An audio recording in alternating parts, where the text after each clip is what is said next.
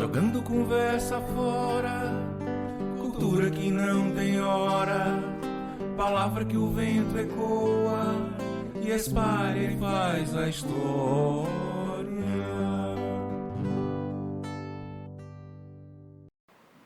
Olá amigos, tudo bem? Sejam bem-vindos mais uma vez ao nosso canal Jogando Conversa Fora.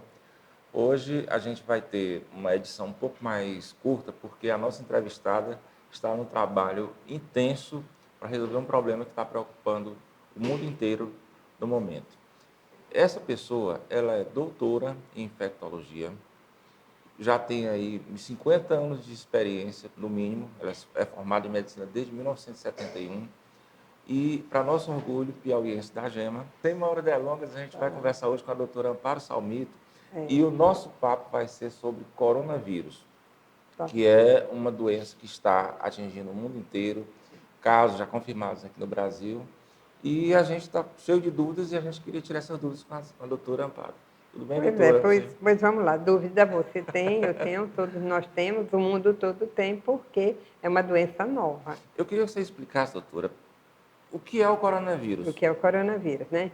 Então, ele é um vírus, né, dessa família de coronavírus, que existem hoje 7 famílias de coronavírus. Esse coronavírus mais recente é o que se adicionou. A gente tinha 6 até o ano passado. Entre esses 7 hoje, a gente tem uma família que sobressaiu em 2002, 2003, que é a SARS, S-A-R-S, né? Que é a Síndrome Respiratória Aguda Severa, e que ela teve uma mortalidade alta, em torno de 10%, e também se comportou como uma pandemia. Uma pandemia é quando uma doença atinge vários países ou continentes. Isso foi quando? Isso foi em 2002, 2003. Né?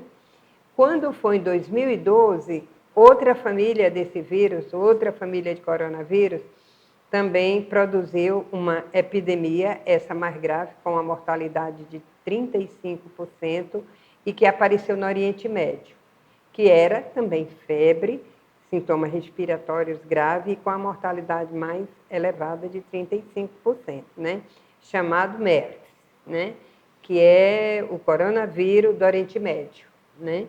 Então, ele ocorreu em muitos países, né?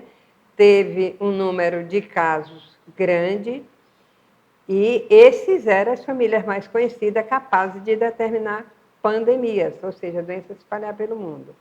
E agora, recentemente, a partir de dezembro, do mês de dezembro para cá, começou na China, né? Mais especificamente numa praça, onde eles fazem exposições de animais silvestres, e lá também é tipo uma praça em que as famílias vão, as pessoas se alimentam, e eles têm a sua culinária particular. Porque para nós, às vezes, aqui, o que acontece? A gente se admira, por exemplo, a primeira pessoa que morreu estava tomando sopa de morcego, não é? Para nós é estranho. Mas o meu avô falou que na seca de 77, em que o Ceará secou e o Piauí, que se comia o que aparecia. Rato, carambola, esses animais, e todo mundo comia, porque aí é ou comer ou morrer, não é? Mas na China, no Oriente, né, no Sudeste Asiático, eles têm as características. Quando o HIV apareceu, uma das explicações é que a epidemia veio da África porque a população de lá ela se alimentava de macacos vivos, macacos não cozinhados, não é? Então, quando apareceu, alguns tabloides europeus e tudo fizeram graça, dizendo que esse vírus tinha saído de morcego, de sopa de morcego, de comidas de serpente e de outros animais. É provável, é possível que tenha saído, que o reservatório seja algum desses animais. Não está ainda, vamos dizer, batido o martelo pela OMS, nem pelo CDC, que é o Centro de Controle de Doenças dos Estados Unidos, que ele realmente tenha vindo, a gente ainda não sabe mesmo quem é o reservatório, qual é o reservatório, qual é o animal reservatório. Se sabe que esse vírus, essa família coronavírus, já tiveram em camelos, dromedários, morcegos, macacos, gatos, cachorros e outros animais. Mas exatamente o Covid né? 2019, o Covid, que ele foi batizado com esse nome, ele não sabemos ainda o reservatório dele. Então, quando foi no começo de dezembro, começaram a aparecer casos de uma pneumonia típica, algumas pneumonias que foram graves, algumas pessoas que morreram, e um médico, né, a história conta, a própria OMS também, que um médico oftalmologista foi o primeiro a chamar a atenção, que estava vendo esse aumento do número de casos de pneumonias. Inclusive morreu depois. Ele né? adquiriu a doença. E o diretor do hospital também, o primeiro, adquiriu a doença e morreu também, né? Então, aí começou a aparecer. De repente, havia um temor mundial, porque a China é um país fechado, não é? E que também, às vezes, graças a um país fechado, que eles tiveram condição, por exemplo, de botar uma quarentena numa população de 12 milhões de pessoas, que é lá do estado, né? E do município, o equivalente à capital, de Wuhan, né? Hubei é o estado de Wuhan, é a capital, conseguiu fazer uma quarentena. Aqui, para nós, para o brasileiro, de uma maneira geral, vamos dizer assim, para o Ocidente, é mais difícil fazer uma imposição dessa, não é? A senhora falou de animais, eu vi hoje de manhã, creio que muita gente tenha visto hoje, no dia dessa nossa entrevista, que um cachorro em Hong Kong foi detectado com o vírus, ainda numa forma menos grave, mas o vírus já foi confirmado. É possível isso? É possível, né? É quando a gente chama, às vezes, o animal reservatório, que no caso do MERS e do SARS, de 2002 e esse de 2012, o animal reservatório dele foi detectado no MERS, que foi o mais grave, era o camelo. E na SARS era o morcego. Agora, as possibilidades são morcego, podem ser serpentes, podem ser tatus e outros animais. Não sabemos ainda qual é efetivamente o verdadeiro reservatório. Esses outros animais, como o cachorro, como o gato, outros animais, eles podem ser portadores do vírus também e podem adoecer disso também. Hoje, tem um conceito novo, que eu acho que ele já chegou até, vamos dizer assim, um pouquinho atrasado, um conceito novo no mundo, que eu acho que é um conceito que a gente tem que começar a aprender. É que a saúde do homem, o homem é o quê? Mais uma espécie. A saúde do homem, ela é fruto da saúde dos animais e da saúde do meio ambiente, né? Então, são esses animais reservatórios que, às vezes, são responsáveis por uma situação dessa, né?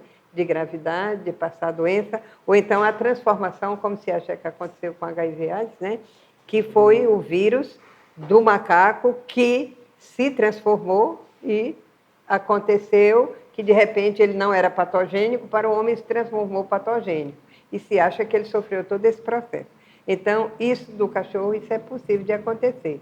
Por isso que a própria OMS está recomendando. Não vamos muita liberdade, muito carinho nesse momento com animais que estejam doentes, porque a gente ainda não sabe qual é o verdadeiro reservatório. A senhora falou que já existiram outros tipos de coronavírus. Já. E que, inclusive, causaram uma grande mortalidade em mais de um país. No caso, pelo que a senhora falou, essas pandemias foram superadas. Foram superadas. Isso pode acontecer também com o coronavírus? E qual é mais ou menos a expectativa de que isso possa acontecer? O que os cientistas estão pensando é numa possibilidade de tempo em torno de 60 dias. Mas, como eu torno a repetir, não se sabe. Pode ser mais, pode ser menos. Mas é que se tem, hoje o mundo é planejado, tem que se fazer planejamento, tem que fazer previsão. Pior é trabalhar sem previsão, né? Então, se faz essa previsão. Tanto que a OMS, semana passada, achou que ela estava diminuindo, ela estava perdendo força, a pandemia. E essa semana, ela ganhou força. O que foi que aconteceu, por exemplo, na Itália? Um caso ou dois ainda a confirmar, e agora a Itália está com bastante casos confirmados. Ela já tem em torno de mais de 2.000 casos. Ela, de repente, cresceu bastante o número de casos na Itália, né? E o que é que vai fazer, o que é que vai facilitar? É o quê? A viagem da Itália para cá, daqui para a Itália, daqui para Paris, porque hoje as pessoas viajam muito. Hoje, né? com essa globalização que existe, inclusive na saúde, fica mais fácil? Como é que estão sendo como é que está sendo assim a ligação entre os órgãos mundiais que lidam com saúde para isso? A gente tem a Organização Mundial de Saúde, que coordena tudo, não é? E a gente tem, por exemplo, a Organização Pan-Americana de Saúde, que ela é um braço da Organização Mundial de Saúde, por exemplo, para a América Latina, para o Brasil, né? Então, cada país, cada continente tem os seus agentes, né? É tipo a questão, né, desse pessoal que trabalha nas Nações Unidas e que faz todo esse trabalho. Então, na saúde a gente tem isso também. O que a globalização fez? Ela permitiu que uma pessoa, né, que esteja hoje aqui em Teresina, 12 horas depois, 13 horas depois, esteja do outro lado do mundo. E essas grandes pandemias, não sei se você ouviu falar, mas todo mundo ouviu falar, que foi a grande pandemia de gripe de 2018, chamada gripe espanhola. Na realidade, ela atingiu o mundo todo. Ninguém sabe bem por que ficou conhecida como gripe espanhola e matou metade das pessoas da Europa. Sim. Então, essas grandes pandemias, não só de gripe, por exemplo, mas aconteceram, é reconhecido no mundo 7 pandemias de cólera, né? A cólera, a última pandemia que a gente está vivendo, ainda é a 7ª, e que ela teve um surto em 1992, quando marinheiros vieram do Oriente para a costa do Peru, e a cólera é uma doença diarreica grave, que mata em questão de horas por conta da desidratação, e a cólera, ela é perversa, ela é mortal, porque um país como o nosso, ou os países da América Latina, que vivem daquilo que tem e que vende para as pessoas comerem, ninguém compra de um país que tem a cólera. E a gente teve uma epidemia de cólera gigantesca, que as previsões da OPAS é que a gente ia ter uma mortalidade grande. Foi há tempo até que era governo Collor, e que, na época, os recursos do turismo todo foram desviados para ajudar na epidemia de cólera. Por quê? Porque, na realidade, ela entrou bem no Peru e depois se espalhou todo e pegou todos os países, inclusive o Brasil. Só foi poupado o Chile, mas pegou os países da América Latina todo, de um barco pesqueiro que veio fazer, porque o grande carro-chefe do Peru são os pescados do Pacífico, porque são águas profundas. Eles vivem disso, né? Então, se você contamina com um agente, como é o vibrião, numa praia daquela, perde o turismo, perde a venda, ninguém quer comprar. Então, é uma calamidade. Se isso acontecer, é uma calamidade, né? Então, quando entra uma pandemia dessa, que aqui, nem em função do tempo que a gente vive, a gente já viu grandes pandemias de sarampo, de cólera, de meningite, né? E essas pandemias grandes de gripe que acontecem, né? São reconhecidas essa gripe espanhola, 2018, né? É reconhecida a gripe asiática, que não é de seu tempo, né? E é reconhecido uma outra gripe também de proporções catastróficas, que veio de Hong Kong também, por volta de 67. Então, grandes pandemias de gripe que ocorreram, né? Então, quando acontece uma pandemia dessas, os países ficam preocupados. Por quê? Porque a Bolsa de Valores cai, o dinheiro acaba, o comércio não vende, a indústria não produz, o dólar vai lá para cima, né? E tem toda uma situação contextual geral, né? E o Piauí, de como ruim, é que está? Né? O Piauí, como é que está se organizando? O Piauí, ele, em que pese a gente ter aquele rótulo de estado mais pobre, de capital mais pobre, de um país pobre, essa situação toda, a gente tem uma qualidade. Não sei se você concorda. Concordo. Mas a gente tem uma saúde razoável. Teresina, né? É referência. Teresina tem. Então, eu tenho um professor, doutor Zé Rodrigues Cora, que é da UFRJ, uma pessoa que estuda muito a doença de Chagas, e a gente conhece ele porque ele esteve aqui no Piauí muitos anos fazendo pesquisa. Ele disse que aqui no Piauí a gente é capaz de tirar leite de pedra.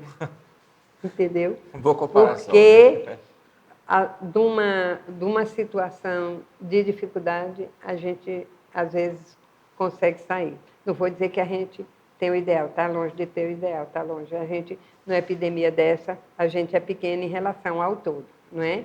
Então, quando a gente passou, que teve também essa epidemia em 2009, do H1N1, né? Sim. Que era uma epidemia que ela alcançou também proporções catastróficas em 2009, ela começou no México, né? Ela começou no México e depois os Estados Unidos bloquearam tudo, mas um vírus desse é difícil bloquear, como o coronavírus também é difícil bloquear. Ele vai, chega e arrasa quem é suscetível a ele, né? Então, nessa pandemia, o que foi que aconteceu? Aconteceu uma coisa interessante. E voltando ao Piauí, antes de ir adiante, no Piauí a gente já tinha se preparado, porque o Ministério da Saúde já tinha falado que a gente tinha que se preparar, porque ainda existe uma doença chamada gripe do frango, ou gripe aviária, que é uma gripe de proporções tão mortais que 70% da população que possa vir ter essa gripe do frango pode morrer. Então, é tipo uma gripe espanhola que matou muita gente. O que foi que aconteceu? O mundo todo já tinha se reunido desde 2005. Eu sei disso porque, inclusive, aqui a gente foi treinado 2, 3 médicos de cada estado, e a gente foi aqui, fui eu, doutor Kels. Mas a gripe não veio. Por quê? Mas o que tinha sido preparado serviu agora, né? Serviu, não agora, mas serviu para 2009, tá certo? O que foi que aconteceu?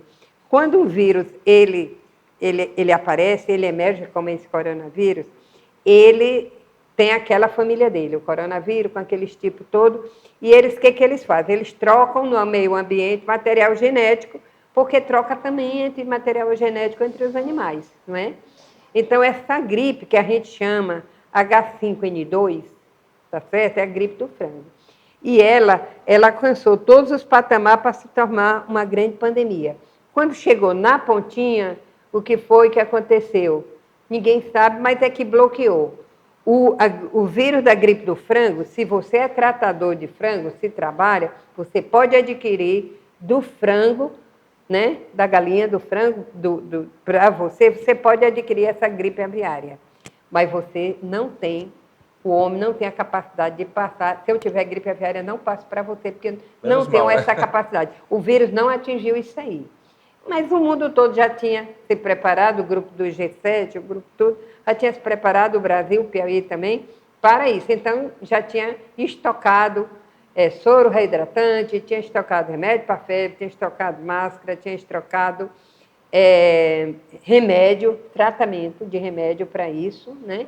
E já estava em estudos adiantados a vacina. A gripe não chegou a se concretizar porque não houve esse espalhamento. Que esse coronavírus, a primeira coisa que ele se manifestou, que chamou a atenção da OMS, foi o rápido espalhamento dele. Ele, no instante, pegou muita gente ali na China, muita gente, né? Muita gente. Então, esse outro, que a gente tinha se preparado para ele, com leito, com tudo, não aconteceu. Mas ele é o quê? Ele é como uma espada de Damocles sobre a cabeça da gente. Porque, de repente, se ele dá esse salto de passar de pessoa a pessoa, isso vai ser uma tragédia. Mas a gente tem, para ele, tem tratamento e tem vacina. Tá certo? A gente tem já uma coisa estudada antes. Que nós utilizamos isso quando, na epidemia de 2009, que saiu do México, que estava todo mundo enlouquecido, achando que ia morrer muita gente, tal e tal e tal. E aí começou-se os países começaram a utilizar esse estoque que tinha de máscara e de tudo. E, na realidade, uma epidemia que seria catastrófica, ela não aconteceu, porque o mundo estava preparado. Não para essa, mas para outra que não aconteceu e que pode acontecer, mas a gente tinha. Nesse coronavírus, a gente está despreparado, estava despreparado. Como diz o ditado, né? Atirei no que vi, acertei no que não vi. Né? Exato, é mais ou menos por aí. Me diga uma coisa, queria que a senhora fizesse assim, uma colocação aqui para os nossos internautas. Supondo, eu acabei de pegar o vírus, certo? Em quanto tempo ele vai, a Ele doença vai vai se se manifestar. manifestar? Quais são os cuidados que eu tenho que ter Tá certo. já estando doente? Né? Tá. Então, o período de incubação, o que é o período de incubação? É quando um agente etiológico, ou vírus ou bactéria, qualquer outro, penetra no organismo da gente, fica lá incubado, se preparando já para atingir o organismo para apresentar manifestação clínica. No caso do coronavírus, a OMS ela dá um prazo de mais ou menos entre 10 e 14 dias para ele se manifestar. Tem vírus, por exemplo, para você entender melhor, que ele demora. Se você se infectar hoje com HIV, você vai apresentar manifestações clínicas entre 5 e 10 anos depois. Você não vai manifestar no dia seguinte. Por isso é que, sabidamente, no começo da epidemia, as grandes empresas, todas, queriam que todos os funcionários fizessem o teste do HIV, tá certo?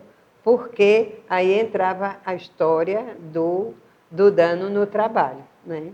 Que hoje parece que desativaram toda a questão trabalhista, o que é uma pena, porque a gente tinha uma legislação de país desenvolvido nessa situação da legislação trabalhista, né? Então, o período de incubação dele é longo no HIV. Agora, esse aqui é de 10 a 14 dias. Mas assim, se você pegar um ebola, é 4, 5 dias, não é? Então, é o período, tanto que o que era a quarentena? A quarentena no passado era 40 dias que aqueles navios ficavam aportados, esperando que as pestes, as doenças que tinham lá, ou morresse todo mundo e quem sobrevivesse estava isento da doença, né? Então, era 40 dias. Agora, esse período de observação de quarentena pode ser 10 dias, pode ser 5 dias, pode ser anos, tá certo? Então, a quarentena, ela foi escolhida em torno de 14 dias, porque esse é o período em que o vírus entrando, a gente vai apresentar manifestação clínica. Você, hoje, ser atingido pelo coronavírus, até onde ele é uma sentença de morte? Diferentemente de outros vírus, ele tem se comportado hoje com a mortalidade baixa. Porque eu falei que a gripe do H5N2, ele tem uma mortalidade de 70%. A gripe espanhola teve uma mortalidade de 70%. O MERS, que foi esse do Oriente, que aconteceu em 2012, a mortalidade era em torno dele de 32%. O SARS de 2002 teve uma mortalidade baixa, em torno de 8%.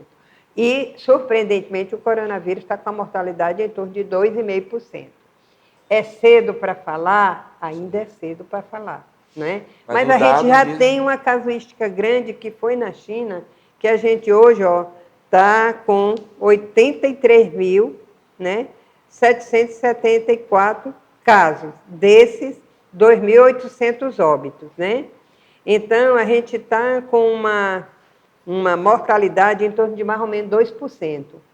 Ou seja, só 2% desses 80 e tantos mil é que foram a óbito.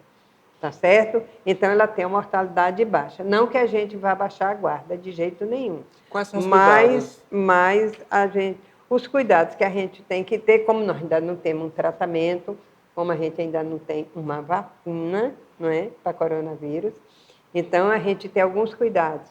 Evitar contato muito próximo com quem está com infecção respiratória, evitar, vamos dizer assim, viagens que possam ser adiadas para as áreas de risco, tá certo?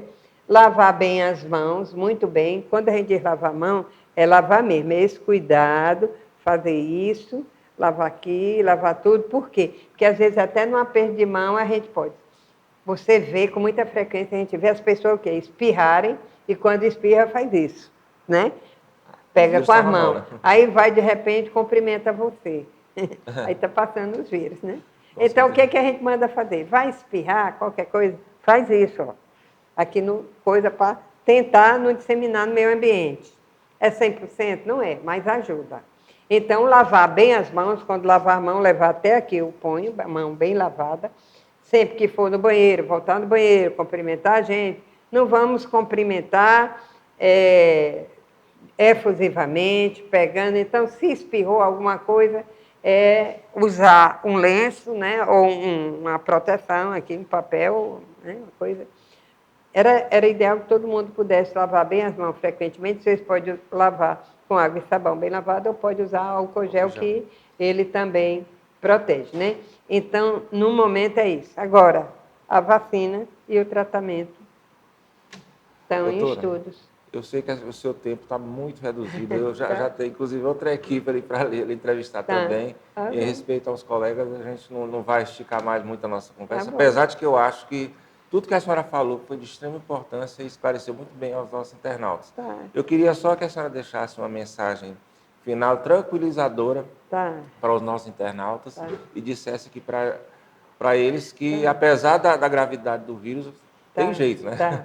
Não, dizer que nós estamos aqui trabalhando de manhã, de tarde, de noite, qualquer hora que for necessária. A Fundação Municipal de Saúde, nesse momento, a gente, né, trabalha junto com o Estado para que ofereça segurança para a população de Teresina, né? Nós temos uma equipe boa, pessoas trabalhando, então acho que a gente vai vencer mais essa epidemia como a gente venceu as outras. Doutora, muito obrigado. Nada, muito obrigado pelos seus esclarecimentos. A gente também, vocês sem imprensa, sem divulgar, não faz nada, né?